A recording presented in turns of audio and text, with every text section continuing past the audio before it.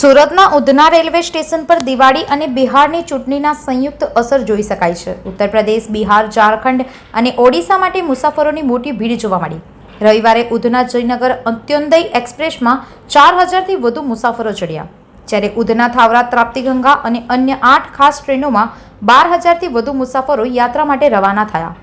ભીડને નિયંત્રિત કરવા railway police, RPF અને વાણિજ્ય સ્ટાફના 125થી વધુ કર્મચારીઓ તૈનાત રહ્યા।